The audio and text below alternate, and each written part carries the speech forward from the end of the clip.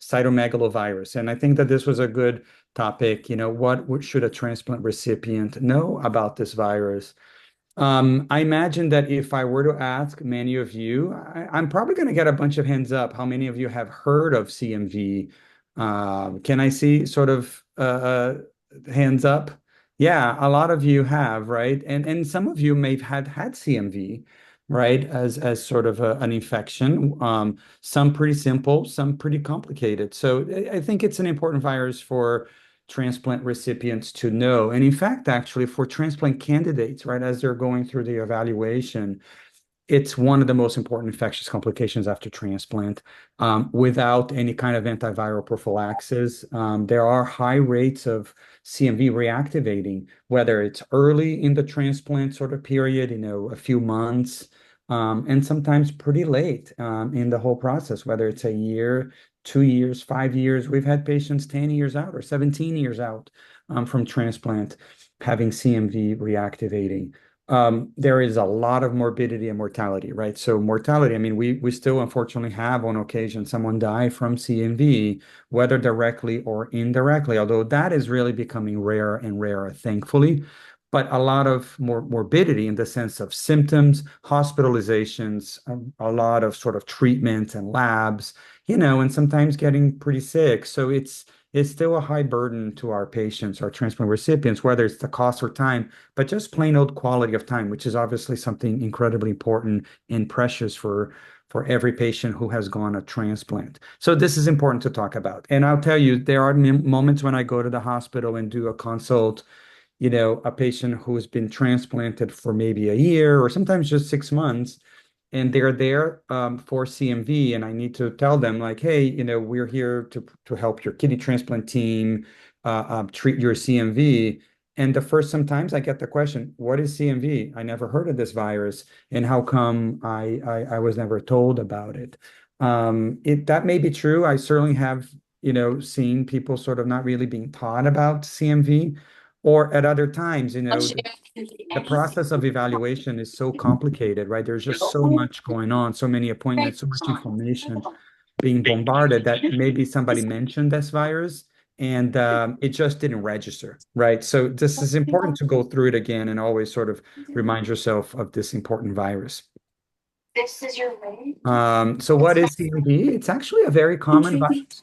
Most people Like are 198 exposed, today. and most people have had an infection at some point in their lives. And as we get older, more and more people have been exposed and been infected with CMV. It's actually quite a large and complex virus. It's got a complex structure. And this is just a diagram on the side. Obviously, it's just a cartoon, but it's actually a double-stranded DNA virus. So it sort of gives a little bit more complexity because it can do more things. There are more genes available inside the virus that can do things like replication, or more importantly, actually sort of infection and escaping from the immune system.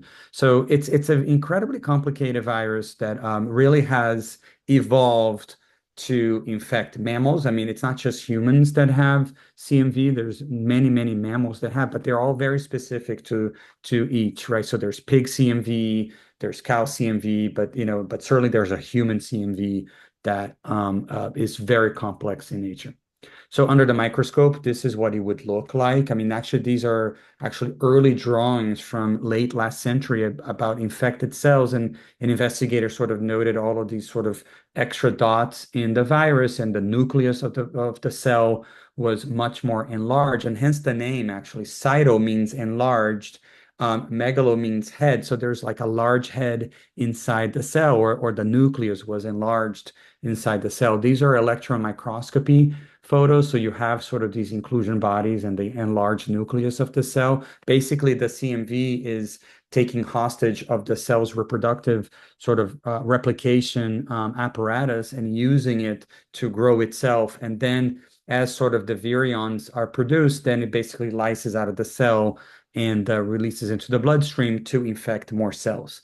This is sort of the classic look if you look in sort of an infected tissue, whether it's the lung or the liver or somewhere in the GI tract. You have sort of these viral inclusions, but then these owl eyes And these are nuclei of the cell that sort of look like this sort of, kind of ghost or alien kind of look. It's a very unique look for an infected cell with CMV. And that's sort of what it will look like if you had looked under the microscope.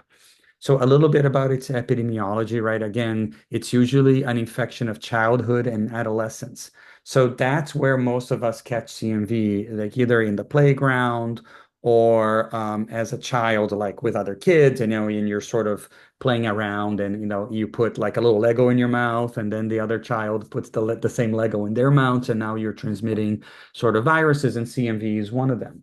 There's a second phase during adolescent years, when people start dating, and it's actually the second most common cause of mononucleosis or mono, also known as the kissing disease, right? So it's usually teenagers who have fevers and sort of are fatigued for several weeks. Usually they can have enlarged spleens, and remember, they can't play sports because their spleens are enlarged, it can rupture. Um, but generally, sort of that's the second phase. Epstein-Barr virus, also known as EBV, that's the most common cause of mono, and CMV is the second. They are very closely related viruses, and I'll tell you more a little bit about that family of viruses in the next few slides.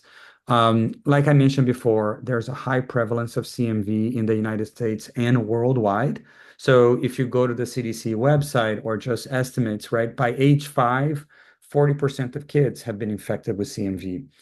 By age 40, half of the population has been infected. In some other places in the world, it's even higher, 60, 70%, to the point that by age 60 or 70, there's sort of estimates go to sort of something like 60 to 70% of the population will have evidence of CMV infection. So that's a pretty incredible number, right? A virus that infects almost the entire human population.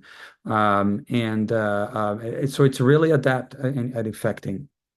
So how can one acquire CMV? I already talked about sort of exchange of bodily fluids, right? Like saliva, but any body fluid really can cause CMV to be transmitted. So for example, with babies, the congenital and perinatal form. So congenital, it actually can go from mom to fetus inside the womb.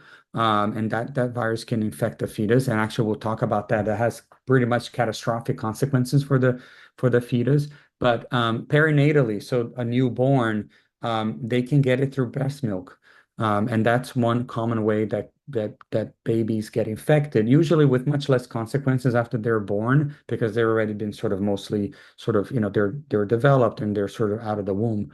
But it is sort of a common way that babies can get infected too.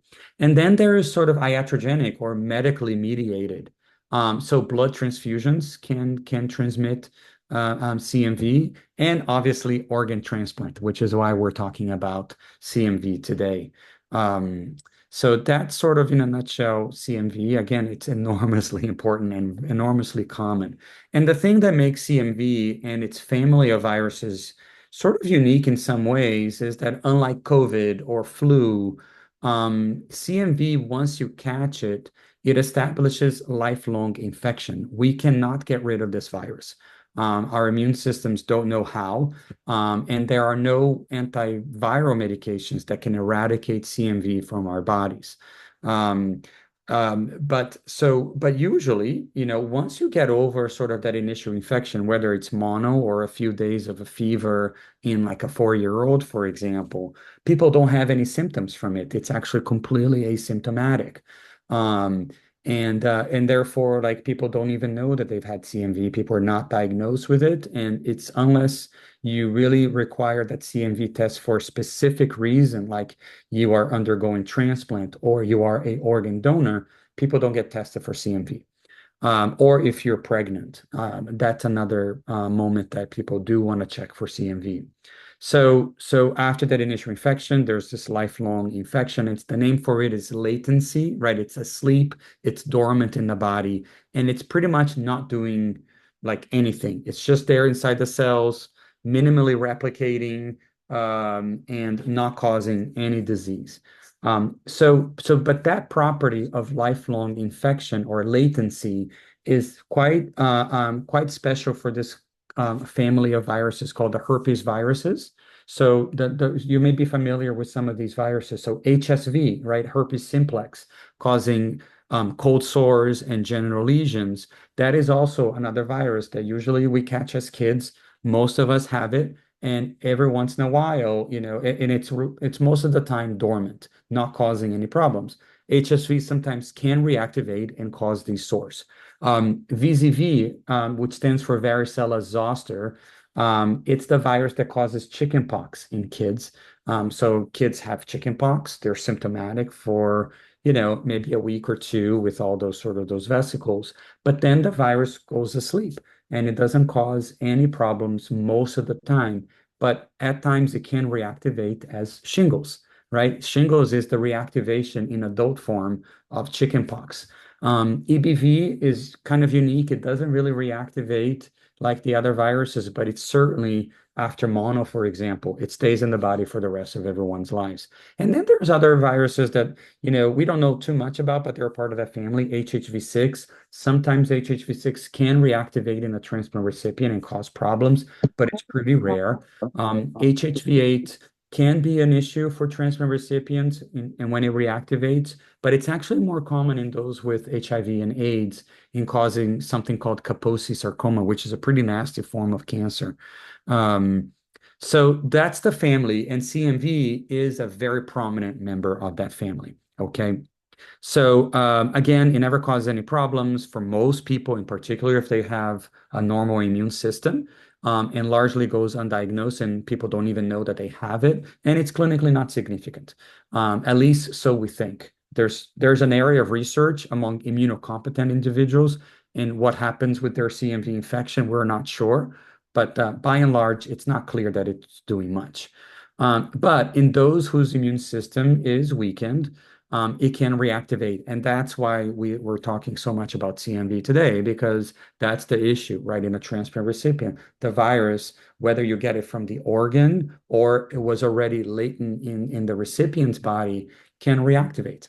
Um, so before we talk about transplant, there are some manifestations of CMV in the general population that are important because when you start Googling CMV, you're going to sort of see that. In fact, actually, one could consider population-wise that congenital infection, meaning the pregnant mom gets primarily infected with CMV, meaning like she never had it as a child, she never had it as an adolescent, and now she's pregnant, and for some odd reason or unusual reason, they get infected with CMV. That primary infection in someone who's pregnant can be pretty catastrophic for the baby because it leads to congenital infection. And so as the fetus is developing, CMV can cause all sorts of harm, including sort of developmental delays neurologically, growth restriction, and a bunch of other problems like heart problems, kidney problems. It's quite gut-wrenching and catastrophic for primary infection to take place during pregnancy. But unfortunately, it is the most common congenital infection worldwide. So when you start Googling CMV, this is what you're going to see, sort of gut-wrenching stories of moms who got pregnant and sorry, who got infected with CMV during their pregnancy, and their babies had congenital CMV. It's not something that you're going to hear too much, but once you start searching for it, you're going to see it. There are obviously other immunocompromised patients, right? Whether it's someone with lupus, for example, or someone with advanced HIV, CMV is a well-known complication. In fact, actually, I will tell you, yes, I've seen very complicated and very sick transplant recipients with CMV, some who have died, and that's certainly the most common and the most difficult and the sort of the most prominent population that I see CMV. But I'll tell you, a patient that has had one of the highest amounts of CMV in their blood was a lupus patient that we took care of a few years ago. And she was incredibly sick, and it turned out that she had CMV because of the medications that she was taking to treat the lupus. So this is not exclusive to transplant, but and other providers who don't see transplant patients sometimes are not aware of CMV being a potential problem. Now, for those who are with a normal immune system and don't have a lot of medical problems, there's all this sort of new research about looking at sort of CMV and its potential relationship to cardiac disease, whether it's sort of coronary artery disease or heart failure or cancers, or autoimmune disease, or actually aging, whether it's sort of the immune system sort of achieving some sort of immunosenescence, right? Sort of, if you take an 85-year-old's immune system, it's not as strong and robust as a 15-year-old, right? Like obviously not many organs in that person are as robust, but people never understood why their immune system is also not as robust. And some researchers think that maybe that's due to CMV causing some form of chronic sort of slow grinding problem in that person's body. None of it is that evident. We've never found a smoking gun. It's not sort of a clear-cut set of problems. But as we sort of explore this virus, sort of people are interested in some associations. So there's a lot of that may happen in the next few decades. I don't know much about that. So how about transplant? This is what we're here for. And many of you will have heard all of these things, right? Obviously, because of the immunosuppressive medications that are required, CMV has the potential of reactivating and can reactivate. And there are some estimates there in terms of some centers and population-wide, sort of transplant population-wide research, that as many as 40% of transplant recipients, particularly in their first year, but certainly if you include more and more years post-transplant, will have an episode of CMV reactivation. Clearly, by that, poll that we took in the beginning, many of you have had CMV, and that's obviously sort of right on par with those estimates. CMV, the things that we fear the most about CMV are the direct effects, like any virus, right? Once it starts replicating, it can cause direct damage to an organ or some sort of tissue.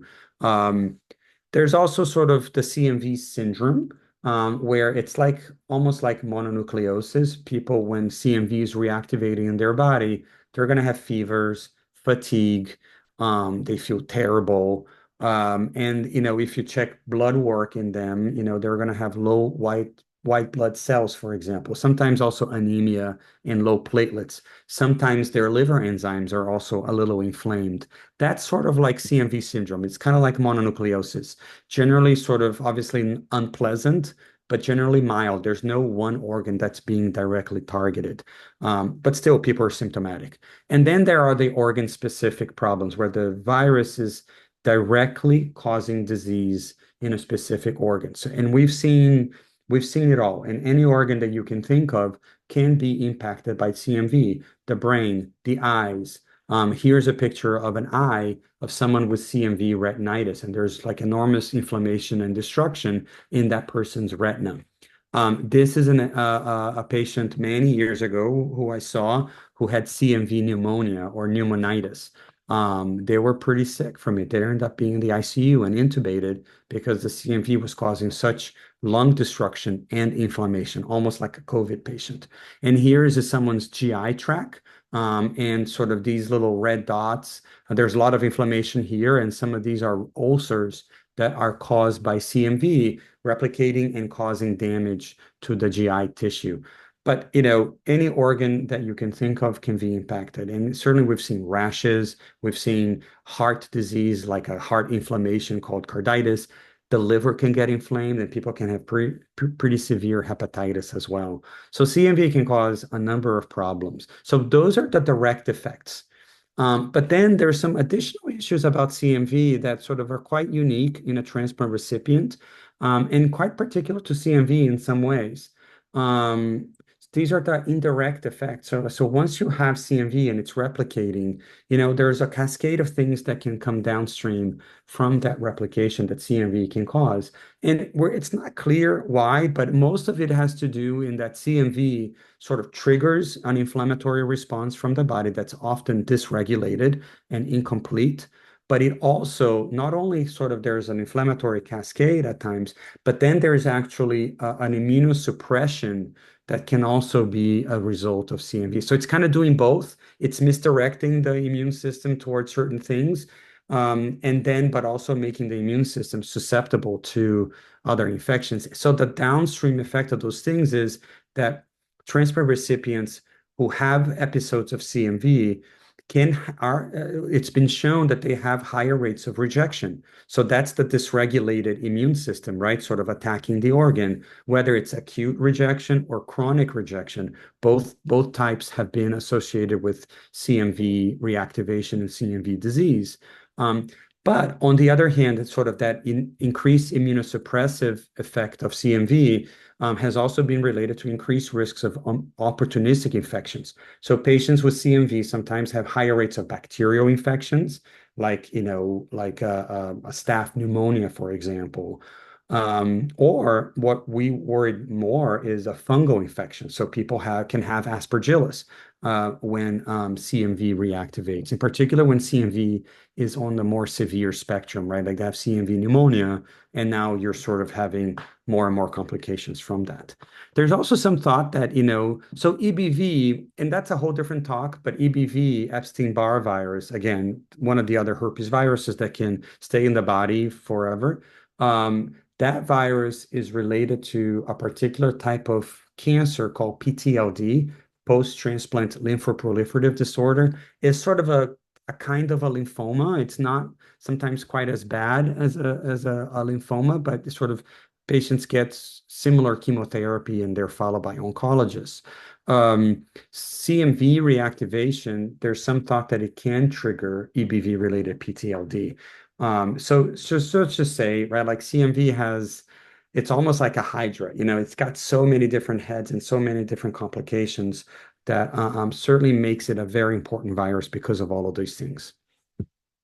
What are the risk factors? So who gets CMV and who doesn't, right? And I think over the last, 4 or 5 decades of transplantation, right, I think we've come to understand who is at risk, or at least what events in a transplant recipient's life can trigger or put a patient at risk for CMV to reactivate. First and foremost, and probably you will have heard this from your transplant providers, right? The CMV status of the donor and the recipient are probably the most important elements here. In the sense that if a recipient never had CMV, so they don't even have any iota of immunity to CMV, and they go into transplant and they get an organ from someone who had CMV, that CMV gets transmitted through the organ, whether it's a kidney, liver, lung, heart, pancreas, you name it, right? The CMV will come along. That's in some ways a high risk combination because now you're introducing CMV into a person who has never seen it before. And they're unable to control it on their own, and now they're immunocompromised, right? So that's a high risk combination.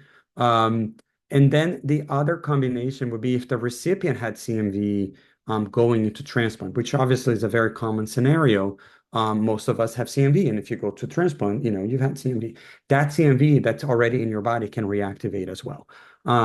So those are sort of the combinations that will put someone at risk. But the donor positive, recipient negative combination is a pretty high risk. How do we test for these things? So we use serology tests or antibody testing to know, because if you have a positive antibody for CMV, in particular IgG, which is sort of the chronic form of antibody, so then what that means is you had CMV at some point in your life, right? Like so you are IgG positive. So at time of transplantation, well, at time of the evaluation of the recipient, that's one of the first tests that a person gets as part of their evaluation, because we want to know the CMV status for the recipient so that we can understand later after transplant what their risk is going to be. So many of you are going to look in your labs. You're going to see that somebody checked CMV in a transplant recipient at some point. But then at time of transplant, as they're procuring the organ or evaluating that donor, whether they are deceased or alive, they will check CMV in that person to know have they had CMV or not. So that now we can then do the math in terms of D plus or minus or plus plus and so forth, right? That's by far one of the most important elements and risk factors for CMV reactivation in the transplant recipient. Good to know. for every transplant recipient. And then secondly, it's the level of immunosuppression, right? So we know that there are sort of different gradations, right? Not every transplant recipient is immunosuppressed in the same way, and even the same person is immunosuppressed in different sort of intensities throughout their transplant lives, right? We know that, for example, induction immunosuppression is sort of pretty strong. So the first 3, 6 months, sometimes 12 months after transplant, that's when you're most immunocompromised. And lo and behold, that's actually one of the most, that's sort of the most high risk period for a transfer recipient for CMV to reactivate. It's that first year. But then, say 2 years later, 3 years later, they get an episode of rejection that requires more intensified immunosuppression. That kind of resets the clock, and now your risk for CMV comes back, right? So all of that means like you always need to be aware, or transplant physicians also need to be aware of the level of immunosuppression in a patient. The third thing is the type of organ being transplanted. Not every type has the same risk. For various reasons, lungs and small bowel transplant recipients have much higher risk than a heart or a pancreas transplant recipient. And then sort of in the third tier would be kidney and liver transplant recipients. That has to do in some form on the level of immunosuppression that is required, right? Lungs and small bowel, lots of episodes of rejection, so they really need high intensity immunosuppression throughout their lives.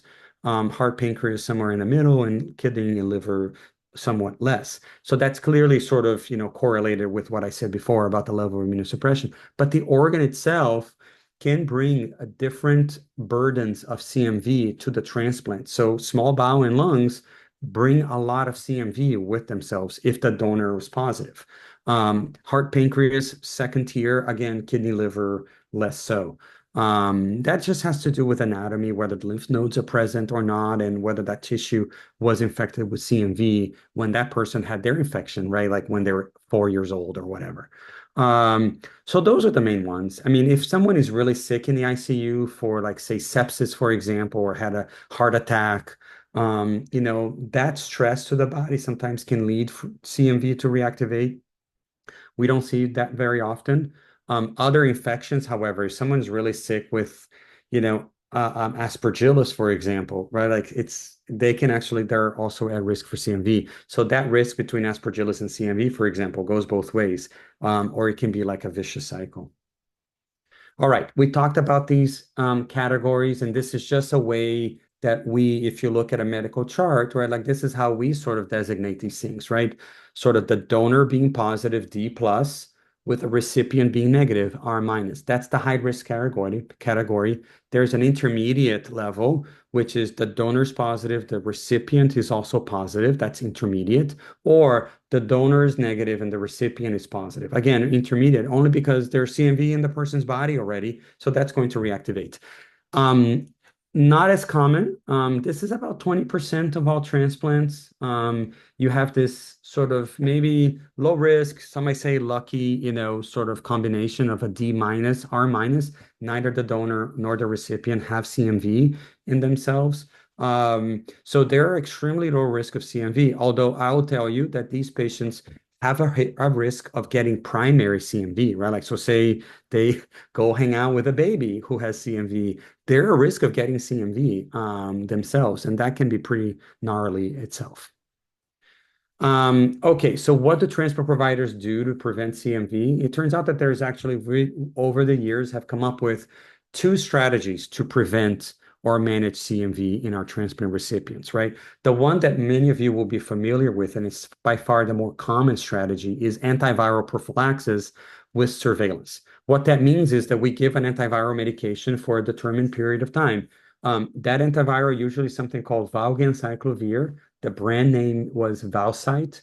Many of you will recognize that name because I'm sure your transport providers would have told you, don't forget to take your Valcyte, or where you're taking it. A new drug has come into the market in the last few years. Is something called letermovir, also known as Prevymis. Um, and it's sort of a newer drug. It was designed for CMV prevention, very effective. So both of them are kind of interchangeable right now, although letermovir is more expensive still than valganciclovir.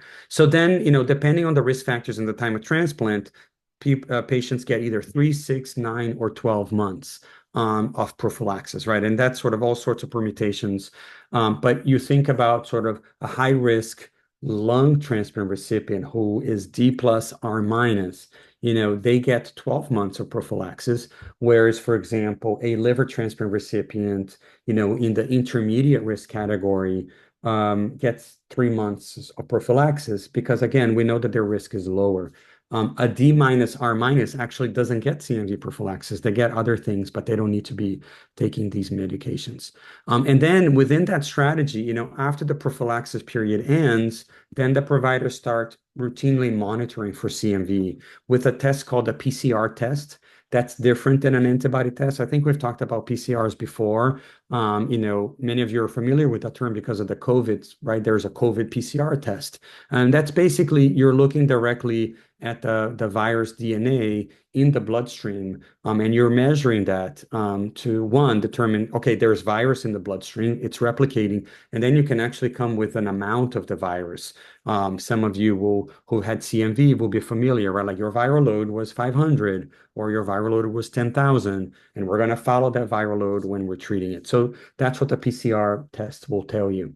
So that's what prophylaxis is. It's the most common sort of strategy that most transplant centers deploy. Now, one that's a little bit sort of interesting, and a lot of other people really suggest that might be sort of better, is transplant patients don't get prophylaxis, no matter what their risk is. But instead, on a weekly basis, you get a PCR test and you're monitoring for CMV to reactivate. And if then it's detected, then you treat, right? You give sort of valganciclovir, for example, at a treatment dose, and you knock the virus back to an undetectable level, and then you go back to just monitoring the virus, right?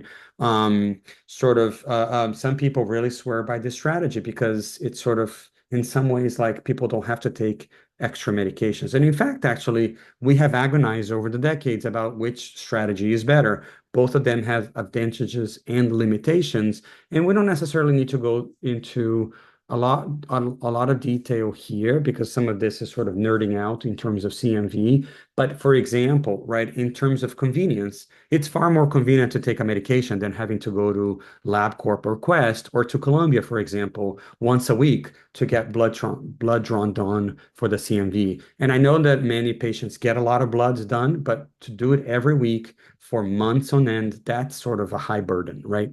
Um, but in terms of safety, for example, or as you can imagine, drug toxicity, right? Valganciclovir carries its own drug toxicities and side effects. So to take that, now you're incurring those side effects. Whereas with preemptive therapy, you're not on that drug, so you're avoiding some of those side effects.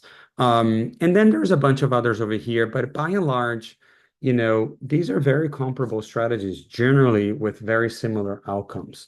But for convenience sake, whenever we do a survey of like American and European transplant centers, turns out that most people are doing prophylaxis. Okay, this is where I wanted to inject a little bit of, clinical data and science. This was an important paper that came out in 2020, and again, was comparing preemptive prophylaxis with antiviral prophylaxis. This was in liver transplant recipients, and actually they did D plus R minus combination, right? Like so a high risk sort of situation that CMV could reactivate. And they actually recruited about 200 patients, and there were about 100 patients that were randomized to the preemptive therapy, meaning like they were just being monitored. And if they reactivated their CMV, then they would get valganciclovir for treatment, or they just got valganciclovir for prophylaxis for 100 days, which is a little bit over 3 months.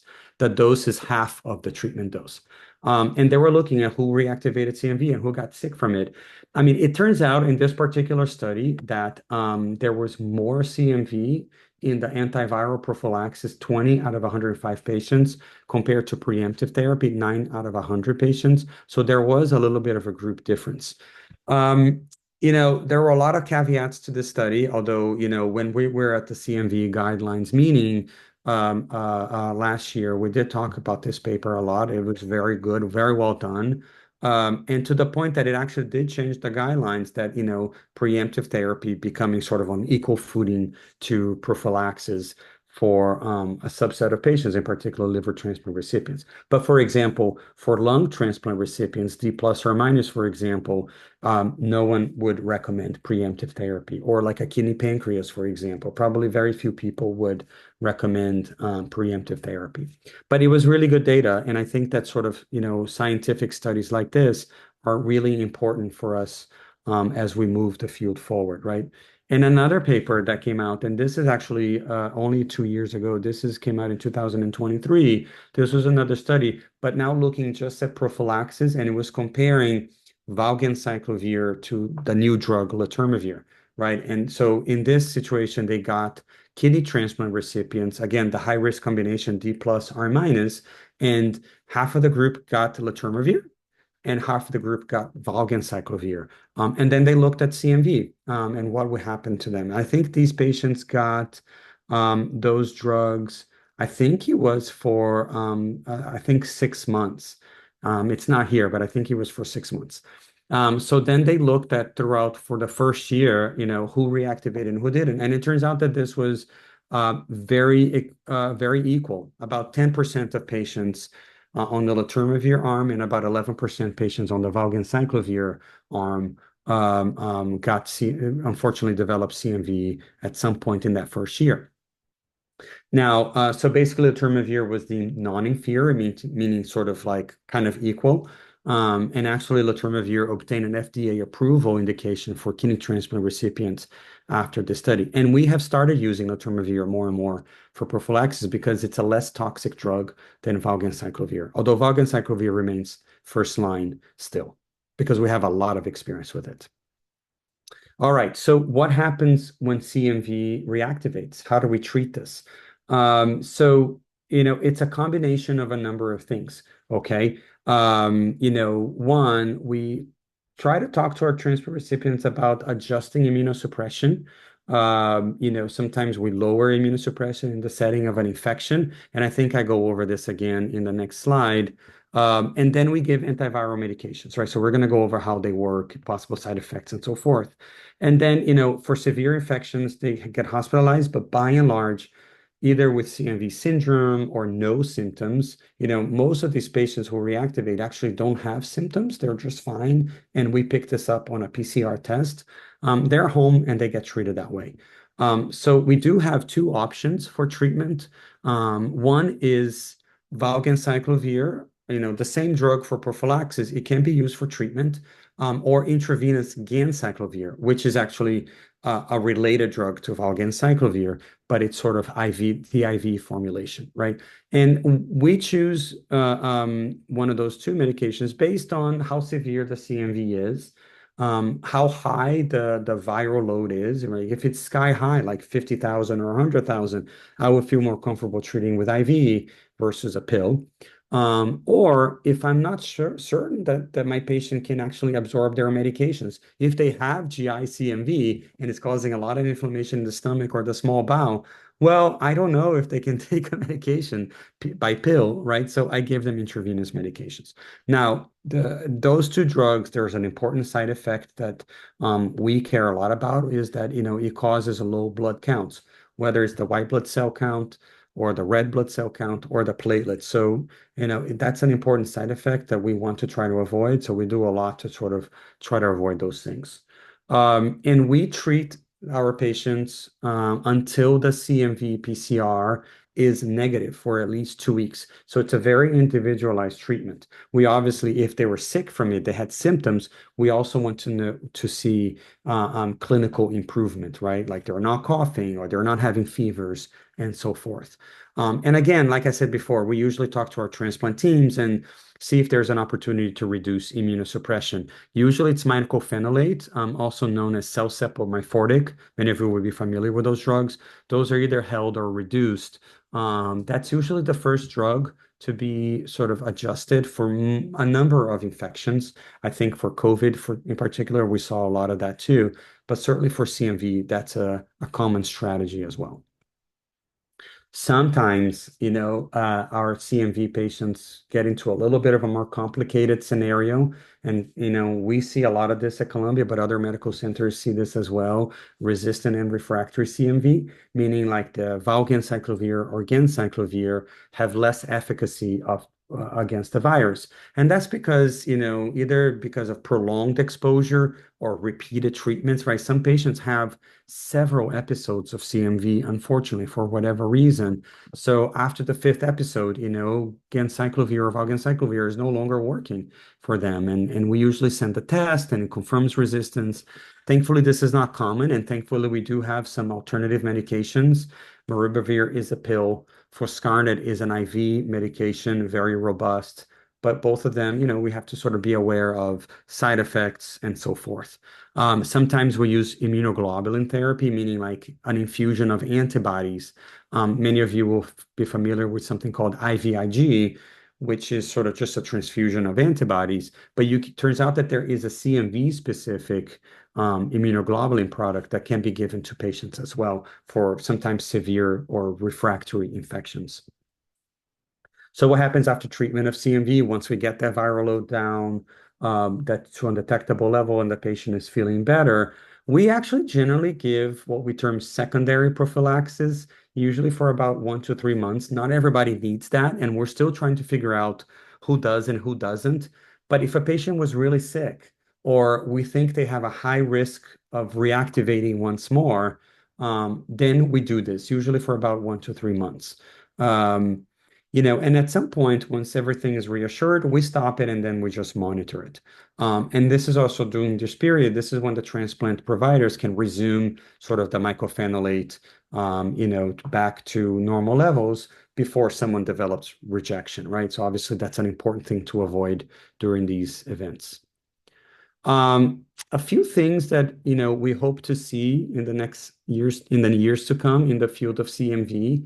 One would be amazing to get a CMV vaccine. We don't have one, unfortunately. Again, it's a very complex virus that we just have not been able to find the right sort of product that would give someone either immunity or the ability to control the virus. People have been trying for over 60 years, and we just have not been able to come up with. So it's a really tricky virus, but there are several trials on the way, including an mRNA vaccine. So we will see in the next few years how that pans out. Um, we also, we have some tests now, and we want to sort of better deploy them that can predict the risk of CMV reactivation. These are tests looking directly at a patient's cell-mediated immunity. I don't know if back in the day when we were talking about vaccine responses to COVID, right? We have antibody immune arm and we have the cell-mediated immune arm. These are like the T cells and things like that. So you can actually measure a T cell response to certain viruses. And CMV is actually, there is a test that can give us some insight into that. So we can use that and sometimes in interesting ways, right? For example, there are some studies coming out of Europe that if a patient who is on prophylaxis at month 2, they just had a kidney transplant and they're taking Valcyte and they're a month 2, and in particular, if they are an R plus type patient, meaning they had CMV going to transplant, if you do this test and it turns out to be positive, meaning like they have good immunity to CMV, you can stop the prophylaxis sooner and they don't reactivate, or they're less likely to reactivate, I should say. And that test will give you that information.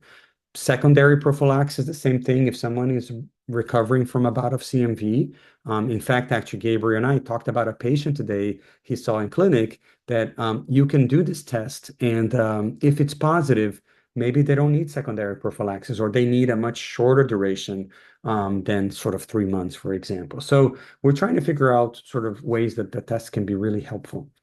And then there's our new immunosuppressant medications, right? So some of you are on belatacept infusions. Turns out that immunosuppressive medication may increase the risk of CMV reactivation in some patients. We discovered that the hard way, with our patients having CMV reactivating and us having to treat it. But some other immunosuppressive medications like sirolimus or everolimus can actually diminish the risk of CMV reactivation for whatever reason. So there's more there to that story that we need to unlock and hopefully can use to our patients' benefits in the years to come. I think that for the patient, right? If you were to ask, like, what can I do to help me prevent CMV or causing problems, right? Obviously, always take your medications. If you are on valsite prophylaxis, take it as prescribed. Don't take a lower dose and take it for the duration that you've been prescribed. Report symptoms early. I mean, I can't say that enough. And I say that to every patient when I'm sort of part of the transplant evaluation, right? If you have symptoms, something doesn't feel right, something doesn't look right, pick up the phone or shoot an email to your transplant team because any infection that's dealt with early is so much easier to deal with than later, right? So if you have a fever, if you're feeling somehow more tired than usual, if you have an upset stomach or you're having diarrhea, sort of GI symptoms, let your transplant provider know. Maybe they should run a CMV PCR and maybe you're reactivated with CMV. Go to all your blood test appointments, right? Communicate openly. We talked about that. And remember that patients are partners, right, in the prevention, early detection, and treatment of a lot of things, including infections. Most people do quite well, after they have an episode of CMV. We sometimes have a complicated course, but by and large, we're able to either prevent or treat CMV in most of our transplant patients. I certainly do not want you to come out of this talk panicking about CMV because it's not sort of a prevalent or a dominant thing in a transplant recipient's life. Some of you have had CMV, but we treated it and it's gone, and we're monitoring it doesn't come back, right? It's everything in life, and certainly within transplant, we balance risks and benefits, right? You might ask the question, why would someone ever do a D plus R minus, right? Like get a donor with CMV and put that organ into someone who's never had CMV before. Well, sometimes it's not that simple, right? If someone is on dialysis or is really sick from liver disease, you know, that organ will save their lives, and we will deal with the CMV later. It's a better option than to have that person potentially die right in the ICU. So it's not as simple as, we should just change that allocation because it's sort of people have benefited from taking organs with CMV.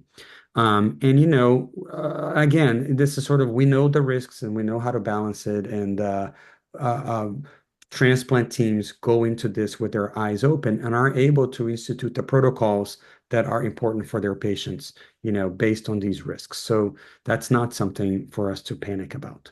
Now, Jen had sent a lot of questions about CMV, and I think those were very good ones, and I think that's important for me to address some of those, and then I'll take other questions. But she asked, what happens if CMV is found early versus late?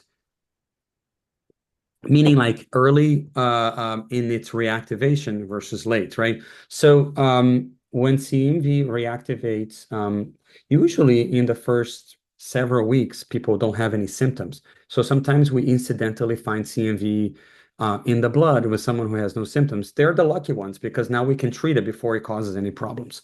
But if someone has CMV syndrome, for example, they have a fever and they're really tired, it's also just fine. We will treat them. Their symptoms are going to get better, and the CMV hasn't caused any direct harm to the organ. But late, certainly, right? If they come already with like a pneumonia or I mean, or an encephalitis, for example, they're in a little bit of trouble. We can still treat it, and people do get better, but it's that much harder, right? There's also the question about early in the transplant versus later in transplant, right? So if someone gets CMV at month 4 post kidney transplant, it's a little bit of a different situation than somebody getting CMV at year 15 post transplant. In that early CMV can cause a little bit more trouble, in particular when it comes to sort of those indirect effects like rejection, for example. But it's not a substantial issue. And if it gets treated promptly, it's not a big problem. But people have looked into this, and there is maybe a little bit of a signal that early CMV can cause some sort of down the stream sort of consequences, right? Does infection with CMV raise my risk of organ rejection? Yes. And I think we've talked about that. I think the data that I've seen, it's usually like it doubles the risk of rejection, whether it's acute or chronic. It obviously depends on the organ. It depends on how severe the CMV was, and it depends what the providers did with immunosuppression and so forth. But the concern is exactly that, right? And which is why even in someone who doesn't have symptoms for CMV, we search for it and treat it aggressively before it causes those indirect effects in terms of organ rejection. How do doctors manage the balance between treating the virus and preventing rejection? That's sort of the art of transplant, right? I mean, we do give antiviral medications to treat the virus, but there are plenty of times where we do reduce immunosuppression for a time to give a boost to treat that virus as soon as possible. Obviously, it does increase the risk of rejection slightly, and it's a calculated risk. That's I don't envy my transplant colleagues because they have to sort of go through that assessment, and sometimes you don't have the perfect number, right, to sort of guide you. You sort of it's an art, it's an understanding of the patient's immunosuppression and their risk for rejection. Okay, so are there steps I can take to lower my risk for these infections? Well, it turns out, right, like so CMV is pretty contagious. And it goes both ways, right? A transplant recipient who's never had CMV before obviously can get it from the organ, but those D minus R minus patients, they can get it from family members and close contacts if they happen to have CMV. So if there's a baby with fevers, it's sort of, for various reasons, right? The transplant recipients should sort of not come into close contact. Obviously, CMV is one of the many infections that can be contagious, right? So as a general rule, you don't want to be around someone who is infected, whether it's CMV or not. And that goes sort of, that's sort of the principle for everything, right? Like social contacts, hygiene, like don't go sharing toothbrushes, for example, right, with other people, because you could get CMV. Obviously, you could get other things as well. But interestingly, so here's the corollary of it. If a transplant patient has CMV, and they're undergoing treatment, but like, we're finding CMV in their bloodstream, they can be potentially infectious as well. So that's a moment where, transplant partners, if they don't know their CMV status, it's not that we advocate everybody knowing what their CMV status is, but if they happen to know that they're CMV negative, they should probably have some sort of social distancing from a transplant patient with CMV. It's a rare situation, but it can happen, right? So it certainly is. It warrants a discussion with close contacts. Okay. And that goes with the second question, right? Should family members or visitors be tested or take precautions? We don't often recommend that. We don't recommend family members to be tested for CMV. I think there's a general sense that, we assume that most people are positive for CMV, and maybe this is sort of a loophole in the whole thing, in that we want to avoid creating more burden to families and patients, right? Like go get this test that may not be covered by insurance, and now they have like to pay $100, $200. But it's certainly a consideration, and we can take this on a case-by-case basis, right? So, but it's certainly worth asking the transplant providers, especially if the family member knows that they don't have CMV, right? And lastly, I think she asked a great question about support or resources available for patients dealing with these issues. And I'll tell you, there are a number of resources out there. There's nothing perfect for transplant recipients in CMV. I'll continue to search that. But for pregnant women, there is the National CMV Foundation that sort of, talks a lot about CMV and pregnancy and congenital CMV. Um, as you can imagine, that sort of patient population is not as well organized as transplant recipients, right? So there's probably absolutely no advocacy for this, even though a lot of the research on vaccines is exactly trying to prevent this issue in pregnant women, right? Like if someone at the, say they're thinking about getting pregnant, the doctor then will check their CMV status. And if they're negative, they should get the vaccine. Now they're immunized and they don't have to worry about getting CMV during pregnancy. Um, but anyways, that's a resource for pregnant women. I actually, if you search YouTube, there are a few sort of patient sort of directed talks. This first one is really cool. And Jen, I can share these links to you. This one actually was really interesting. I was actually listening to the other day. Our friend Ira This was a talk between Camille Cotton at Mass General Hospital in Boston. She's like a world-renowned CMV expert, a good friend of mine, and she's incredible. She actually worked with Gabriel Mutoa, Dr. Mutoa. He came under her training to us. So she's talking a lot about CMV, and I think Ira was talking about as a transplant recipient, or someone married to a transplant recipient, sort of their take on CMV. It's fascinating, and Ira did a great job. I think that's what I had in terms of CMV. We are at the hour, but I can stop sharing and maybe take a few more questions for this before I have to go. Excellent. Thank I you. hope I didn't bore you guys too much with CMV. Thank you so much, Dr. Pura. Anyone has any questions they want to ask, feel free to unmute yourselves, guys, and go right ahead. Rose, I see you raising your You're hand. raising your hand, yeah. Yep, go right ahead. Oh, here. I think you're muted now. You were unmuted before, and I think you're Yep, go, just go ahead. there you go. Hi, Doc. You Hi. probably don't remember me, but I am a patient of yours at Presbyterian. It's very And nice to see you again, Rose. thanks. Uh-huh. 2 years, almost 2 years now, and I'm doing Hey. so. The CMV, that is something that you will always have to, be concerned because at Presbyterian, I am tested every time I'm there. That's something that even though I'm negative. I'm not sure my donor was, but I know I was negative. But is that Mhm. something I always will have to worry about? Yeah, in a sense, yes. Because again, the virus, whether it came with the organ or was in someone's body, at the onset of transplant, we can't get rid of it. It's there dormant and it has a potential reactivating. And again, we've seen cases, obviously, 6 months from transplant, but we've seen cases 15 years after transplant that the CMV, for whatever reason, reactivated. So I'm glad that your providers are checking you, I would take a guess that maybe the organ had CMV and you didn't have it, so you're that D plus R minus combination, which gives you a high risk, sort of situation, and that's why they are checking CMV often to catch it early and treat it and make sure it doesn't cause any problems for you. Thank you. hmm Yeah. So David asked, will an infection like a tooth infection trigger an increase in CMV symptoms? Not necessarily. I mean, not every infection, right? Like a tooth infection will trigger that. I mean, some severe infections can because they can cause sort of a lot of inflammation in the body, right? Like a pneumonia or like a kidney infection, like a pyelonephritis, for example. Those can certainly trigger. Tooth infection is less likely, although I wouldn't say it's 0%, but less likely. And I will share with you guys my personal story because a lot of you guys know I'm like an open book with what I've been through. So I received a kidney and pancreas for those of you that aren't familiar with my story. And after waiting 7 years for my transplant, I was kind of willing to take anything, right?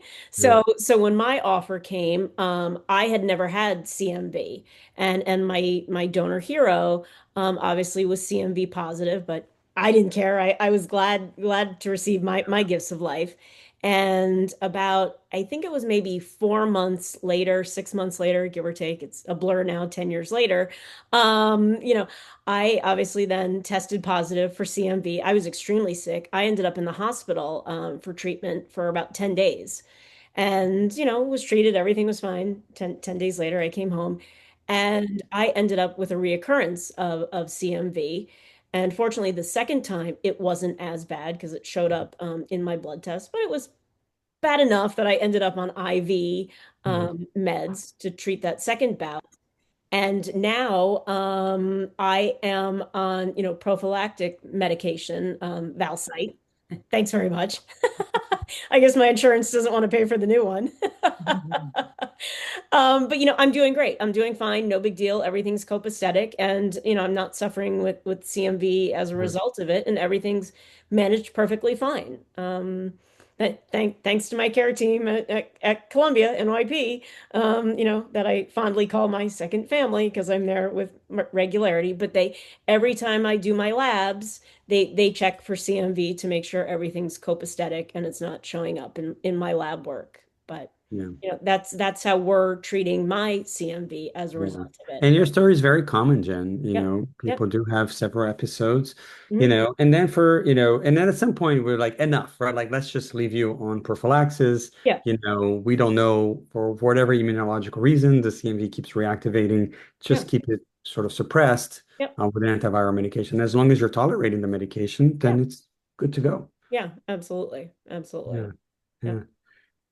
Lou asked, what can a D plus, so a donor positive, I imagine, um, do to avoid a flare up besides avoiding others with the virus? Um, Question. so Lou, do you want to expand a little bit more about that? I think it's about a donor positive avoiding a flare. Well, a donor, a living donor, um, yeah, they're not immunosuppressed, so they're probably not at risk of having flare-ups, right? But a D plus R minus, right? Like, probably Rose's situation, they can certainly have a risk of having reactivation. Um, and it's the virus from within. It's in the body or in the organ that's going to reactivate. It's an incredibly rare situation. Again, sort of you have a negative donor, a negative recipient. That recipient has never seen the virus and didn't get an organ with the virus, and they're susceptible. That's really rare. So we don't necessarily see a lot of that. Um, Okay, so now 2 years post, I'm glad I retired. Elementary teaching. Ooh, okay, high risk there. Um, Grades 1 to 3, sick kids all the time, and probably some CMV here and there for sure, among other things, right? Um, okay, and then some family members. So you're a D plus, R plus. So here's another thing about that. If you had CMV at some point in your life, it's unlikely for you to get another form of CMV. If you're immunocompetent, most people just have that first initial infection and now they're protected against sort of other strains of CMV coming in. Now, through an organ, now that you're immunosuppressed, there is a chance that the virus from the organ that's a little bit different from the virus in the body, you can have sort of dual infections. Clinically, it doesn't really matter. We don't make that distinction. It's sort of still intermediate risk, and it can reactivate either from the organ or from the body. But in that situation, it's extremely unlikely for that person to get yet a third strain of CMV from somebody else. So they're sort of not at high risk of getting, well, so to speak, a community acquired CMV. So although you've had a lot of exposure, Kat, I think you're okay. I think you've had enough CMV in your body. You have probably two types, and that's good. That's enough for now. Mhm. Yeah. Mhm. Oh, thank you, Teresa. Do you have a question? Okay. Well, I can certainly Am I see you. muted? Am I Oh, muted? no, you're not. We can hear you. Yeah, I did have a question. Hmm. It let's see, how do I put this? So would the protocol for and I don't know if you're going to get into this at a later date for the BK virus be Oh, yeah, we're gonna talk about BK in the future. Yeah. okay, yeah. Yeah. I just wondered if it was the same protocol or if it's, like this, in other words, reducing immunosuppressive medications, same kind Mm. of protocol. Well, certain things are going to be common themes, like reducing immunosuppression is always sort of a common theme. Yeah. It's actually even more important with BK, but we'll get to that. But it's a different virus, causes different things, Okay. goes to different places. So we'll get to BK. It's Okay. clearly an important virus as well. Okay. Thank you. That's a whole nother webinar Yeah, that we it's a have whole nother planned. Yeah. hour, trust me. Yeah. Yeah. Stay tuned. Yeah. Well, I will definitely. And Post-treatment with specialized drugs such as maribavir. So maribavir is really restricted for someone who has resistant CMV, right? They've gone through already Valsite for treatment or ganciclovir, and now they're resistant. We don't really use maribavir for other sort of reasons. It's a good drug, but it's something that we want to keep it restricted.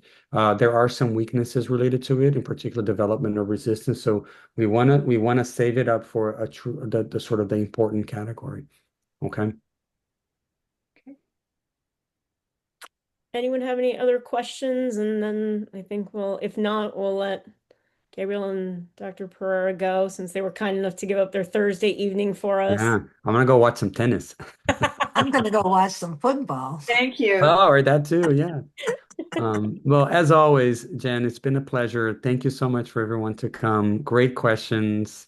And we'll see you guys next time, right? Absolutely. Thank you. Thank you Okay. both Thank you. so very All right, much. take Thank care. you. Really Of course. appreciate everyone. Have a good Take evening. care, guys. Take care. Thank you. Bye-bye. Have a nice weekend, everyone. Thanks Bye-bye. again, You too. guys. Jen. Bye. Thanks so much. Bye. Bye. Have a great night. You too. Oh.